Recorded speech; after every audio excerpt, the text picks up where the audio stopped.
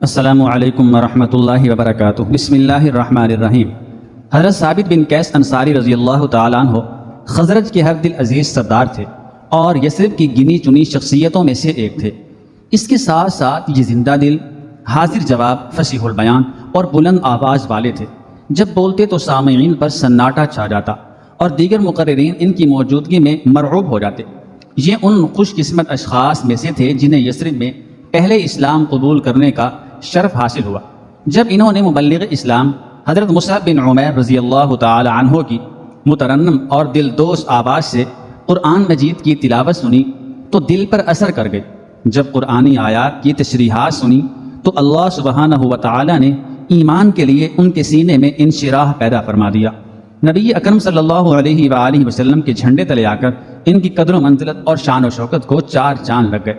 جب رسول اللہ صلی اللہ علیہ وآلہ وسلم ہجرت کر کے مدینہ منورہ تشریف لائے تو حضرت ثابت بن قیس انصاری رضی اللہ تعالیٰ عنہ نے اپنی قوم کے شاہ سواروں کو ساتھ لے کر آپ صلی اللہ علیہ وآلہ وسلم کا شاندار استقبال کیا اور آپ کے سامنے نہایت ہی فصیح و بلیغ انداز میں خطاب کیا۔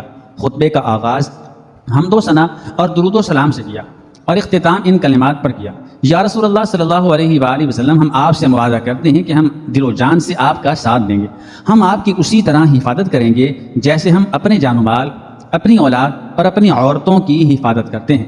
یا رسول اللہ صلی اللہ علیہ وآلہ وسلم، یہ انداز اختیار کرنے پر ہمیں کیا ملے گا؟ آپ صلی اللہ علیہ وآلہ وسلم نے ارشاد فرمایا: اس حسن سلوک پر تمہیں جنت ملے گی۔ جنت کا نام سنتے ہی قوم کے چہرے خوشی سے کھل اٹھے اور بیک زبان کہنے لگے: اس بدلے پر ہم راضی ہیں یا رسول اللہ صلی اللہ علیہ وآلہ وسلم۔ اس دن سے آپ صلی اللہ علیہ وآلہ وسلم نے حضرت ثابت بن قیس رضی اللہ تعالیٰ عنہ کو خطیب کا لقب عطا کر دیا، جیسا کہ حضرت حسان بن ثابت رضی اللہ تعالیٰ عنہ کو اپنا شاعر ہونے کے اعزاز سے نوازا تھا۔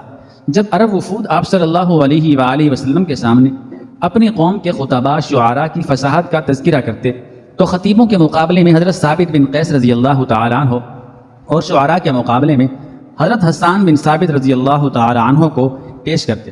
حضرت ثابت بن قیس رضی اللہ تعالیٰ عنہ پکے مومن، سچے متقی، اپنے رب سے بہت زیادہ ڈرنے والے اور اللہ تعالیٰ کو ناراض کرنے والے کاموں سے اجتناب کرنے والے تھے۔ ایک روز رسول اللہ صلی اللہ علیہ وآلہ وسلم نے انہیں انتہائی غم و اندوہ میں مبتلا دیکھا۔ خشیت الہی سے ان کے کندھے کانپ رہے تھے۔ آپ صلی اللہ علیہ وآلہ وسلم نے دریافت فرمایا: تجھے کیا ہوا؟ عرض کیا: یا رسول اللہ صلی اللہ علیہ وآلہ وسلم، مجھے اندیشہ ہے کہ میں تباہ ہو گیا۔ آپ صلی اللہ علیہ وآلہ وسلم نے پوچھا: وہ کیسے؟ عرض کیا: اللہ سبحانہ و تعالیٰ نے ہمیں منع کیا تھا کہ ہماری ایسے کارناموں پر تعریف کی جائے جو ہم نے سر انجام ہی نہیں دیے، اور ہمارا دل اس قسم کی تعریف کو پسند کرتا ہے۔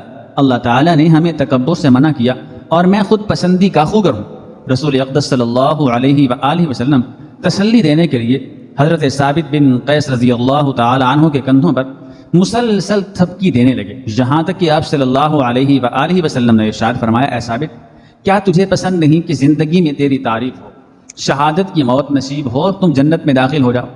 یہ خوشخبری سن کر حضرت ثابت بن قیس رضی اللہ تعالی عنہ کا چہرہ خوشی سے چمک اٹھا اور کہنے لگے: کیوں نہیں یا رسول اللہ صلی اللہ علیہ وآلہ وسلم۔ رسول اکرم صلی اللہ علیہ وآلہ وسلم نے ارشاد فرمایا: تیرے ساتھ اسی طرح پیش آئے گا۔ جب یہ آیت نازل ہوئی: اے ایمان والو، اپنی آوازیں نبی کی آواز سے بلند نہ کیا کرو اور نہ بلند آواز سے رسول سے بات کیا کرو جیسا کہ تم ایک دوسرے سے کیا کرتے ہو، کہیں تمہارے اعمال برباد نہ ہو جائیں اور تمہیں خبر بھی نہ ہو۔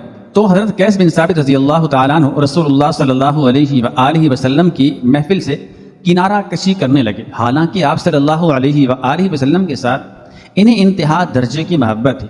غمزدہ ہو کر اپنے گھر میں ہی بیٹھے رہتے، صرف فرض نمازوں کے لیے گھر سے نکلتے۔ جب نبی کریم صلی اللہ علیہ وآلہ وسلم نے ان کی غیر حاضری کو محسوس کیا تو ارشاد فرمایا: ثابت بن قیس کی خبر کون لائے گا؟ انصار میں سے ایک شخص نے کہا: میں یا رسول اللہ صلی اللہ علیہ وآلہ وسلم۔ وہ شخص حالات معلوم کرنے کے لیے جب ان کے گھر پہنچا تو دیکھا کہ حضرت قیس بن ثابت رضی اللہ تعالیٰ عنہ سر نیچے کیے ہوئے افسردہ اور غمگین بیٹھے ہیں۔ انصاری نے پوچھا: اے ثابت، کیا حال ہے؟ فرمایا: بہت برا حال ہے۔ اس نے پوچھا: کیا ہوا؟ فرمانے لگے: تم جانتے ہو کہ میری آواز بہت بلند ہے اور اکثر اوقات میری آواز رسول اللہ صلی اللہ علیہ وآلہ وسلم کی آواز سے بلند ہو جاتی ہے، اور قرآن مجید میں جو آیت نازل ہوئی ہے وہ بھی تمہیں معلوم ہے۔ میں یہاں اپنے آپ کو اس لیے روکے ہوئے ہوں کہ میرے اعمال کہیں ضائع نہ ہو جائیں اور کہیں میں اہل جہنم میں سے نہ ہو جاؤں۔ یہ سن کر وہ شخص نبی اکرم صلی اللہ علیہ وآلہ وسلم کی خدمت میں پیش ہوا اور آپ صلی اللہ علیہ وآلہ وسلم کو صورتحال بتلائی۔ یہ سن کر نبی رحمت صلی اللہ علیہ وآلہ وسلم نے ارشاد فرمایا، ابھی جاؤ اور ان سے کہو تم اہل جہنم میں سے نہیں ہو بلکہ تم جنتی ہو۔ بلا شبہ حضرت ثابت بن قیس رضی اللہ تعالی عنہ کے لیے یہ بہت بڑی بشارت تھی اور زندگی میں ملنے والا ایک بڑا اعزاز تھا۔ حضرت ثابت بن قیس رضی اللہ تعالی عنہ آپ صلی اللہ علیہ وآلہ وسلم کے ساتھ غزوہ بدر کے علاوہ باقی تمام غزوات میں شریک رہے اور لڑائی کے دوران انتہائی خطرناک محاذ پر شوق شہادت میں بے دریغ لڑے۔ ہر مرتبہ شہادت بہت قریب سے پلٹ گئے، یہاں تک کہ حضرت صدیق اکبر رضی اللہ تعالی عنہ کے دور خلافت میں جب مسلمانوں اور مسیلمہ کذاب کے درمیان لڑائی ہوئی تو اس لڑائی میں حضرت ثابت بن قیس رضی اللہ تعالی عنہ لشکر انصار کے سپہ سالار تھے، اور حضرت خالد بن ولید رضی اللہ تعالی عنہ پورے لشکر اسلام کے سپہ سالار تھے۔ اکثر مارکوں میں مسیلمہ کذاب کی فوجیں مسلمانوں پر غالب رہیں، یہاں تک کہ دشمن حضرت خالد بن ولید رضی اللہ تعالی عنہ کے خیمے میں داخل ہو گئے، خیمے کی تنابیں کاٹ ڈالیں اور اسے بری طرح چیر پھاڑ کر رکھ دیا، اور انہوں نے حضرت خالد بن ولید رضی اللہ تعالی عنہ کی بیوی کو قتل کرنے کا ارادہ کر لیا۔ اس روز مسلمانوں کی حالت زار دیکھ کر حضرت ثابت بن قیس رضی اللہ تعالی عنہ بہت کبیدہ خاطر ہوئے۔ جب مسلمان شکست خوردہ ہو کر ایک دوسرے کو عاد دلانے لگے تو ان کا دل غم و اندوہ سے لبریز ہو گیا، ایک دوسرے کو بزدلی کا طعنہ دینے لگے۔ اس نازک موقع پر حضرت ثابت بن قیس رضی اللہ تعالی عنہ نے زعفران ملا کفن اپنے سر پر باندھا اور سب کے سامنے کھڑے ہو کر کہنے لگے، مسلمانوں، بڑے افسوس کی بات ہے کہ دشمن تم پر حاوی ہو چکا ہے اور تم دشمن کے مقابلے میں پسپا ہو چکے ہو۔ پھر اپنی نگاہ آسمان کی طرف اٹھائی اور یہ دعا کی، الہی میں مسیلمہ کذاب اور اس کی قوم کے شرک و الحاد سے برات کا اظہار کرتا ہوں، الہی میں مسلمانوں کی پسپائی سے بھی برات کا اظہار کرتا ہوں۔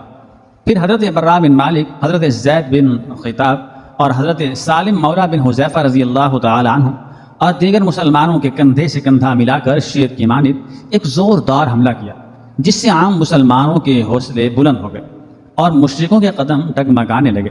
میدان کارزار میں مسلسل ہر طرف سے دشمن پر کاری ضربیں لگاتے ہوئے آگے بڑھتے گئے، یہاں تک کہ تیروں سے ان کا جسم چھلنی ہو گیا، اور اسی شہادت کے اعلیٰ مرتبے پر فائز ہوئے جس کی بشارت، جس کی خوشخبری سرور عالم رسول معظم صلی اللہ علیہ وآلہ وسلم نے انہیں دی تھی۔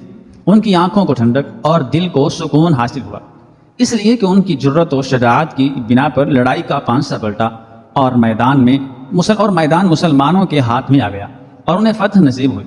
حضرت ثابت بن قیس رضی اللہ تعالی عنہ کے جسم پر ایک بہت عمدہ زرہ تھی۔ ایک مسلمان فوجی وہاں سے گزرا، اس نے زرہ اتار کر اپنے پاس رکھ لی۔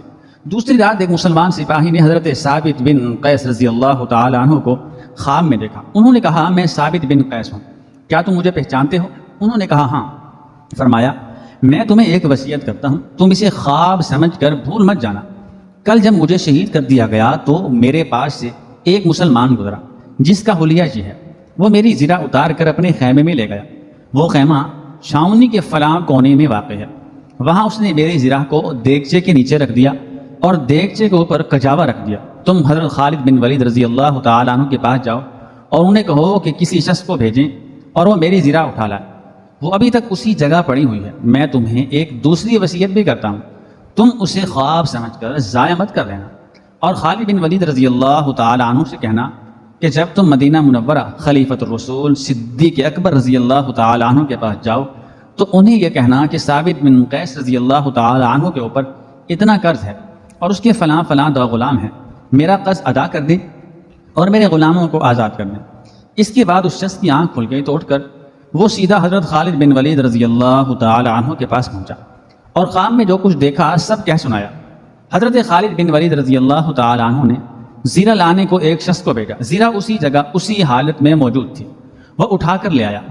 جب حضرت خالد بن ولید رضی اللہ تعالی عنہ مدینہ منورہ حضرت ابو بکر صدیق رضی اللہ تعالی عنہ کی خدمت میں حاضر ہوئے، حضرت ثابت بن قیس رضی اللہ تعالی عنہ کی وصیت بتائی تو انہوں نے اس وصیت کو پورا کر دیا۔ ان سے پہلے اور نہ ان کے بعد کوئی ایسا شخص دکھائی دیتا ہے جس نے فوت ہونے کے بعد اس انداز سے وصیت کی ہو اور پھر وہ من وعن یعنی ہو بہو پوری کر دی گئی ہو۔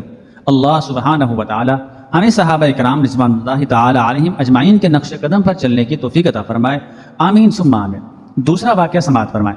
حضرت عمر بن عبدالعزیز رحمۃ اللہ علیہ نے اپنے ایک قاصد کو شاہ روم کے پاس کسی کام سے بھیجا۔ قاصد پیغام پہنچانے کے بعد باہر سے نکلا اور ٹہلنے لگا۔ ٹہلتے ٹہلتے اس کو ایک جگہ سے تلاوت کلام پاک سنائی دی اور آواز کی جانب گیا تو کیا منظر دیکھا کہ ایک نابینا شخص چکی پیس رہا ہے اور ساتھ میں تلاوت بھی کر رہا ہے۔ آگے بڑھ کر سلام کیا اور جواب نہیں ملا، دوبارہ سلام کیا، جواب نہیں ملا، تیسری بار سلام کیا۔ نابینا شخص نے سر اٹھا کر کہا، شاہ روم کے دربار میں سلام کیسے؟ قاصد نے کہا، پہلے یہ بتاؤ کہ شاہ روم کے دربار میں خدا کا کلام کیسے؟ اس نابینا شخص نے بتایا کہ وہ یہاں کا مسلمان ہے۔ بادشاہ نے مجبور کیا کہ اسلام چھوڑ دے۔ انکار پہ سزا کے طور پر دونوں آنکھیں نکال لی گئیں اور چکی پیسنے پہ لگا دیا۔ معاملات طے کرنے کے بعد قاصد واپس آیا تو حضرت عمر بن عبدالعزیز رحمۃ اللہ علیہ کے سامنے اس قیدی کی بات بھی رکھ دی۔ کیا لوگ تھے وہ بھی! عمر بن عبدالعزیز رحمۃ اللہ علیہ نے کوئی مذمتی بیان جاری نہیں کیا جس طرح ہمارے حکمران کرتے ہیں، 5 یا 10 منٹ کی خاموشی اختیار کرنے کا حکم نہیں دیا، اجلاس نہیں بلایا، بلکہ کاغذ قلم لیا اور یہ تحریر شاہ روم کو لکھ بھیجی، اے شاہ روم، میں نے سنا ہے کہ تیرے پاس ایک مسلمان قید ہے اور تو اس پہ ظلم روا رکھتا ہے۔ میری یہ تحریر تیرے پاس پہنچنے کے بعد تو نے اس قیدی کی رہائی کا پروانہ جاری نہیں کیا تو پھر ایسے لشکر جرار کا سامنا کرنا جس کا پہلا فرد تیرے محل میں ہوگا اور آخری میرے دربار میں۔ سوال یہ ہے کہ ایک اسلامی مملکت کے سربراہ نے اتنا بڑا قدم کیوں اٹھایا، وہ بھی ایک شخص کے لیے جو اس کے ملک کا باشندہ بھی نہیں تھا، اپنی سالمیت خطرے میں ڈال دی؟ پتہ ہے کیوں؟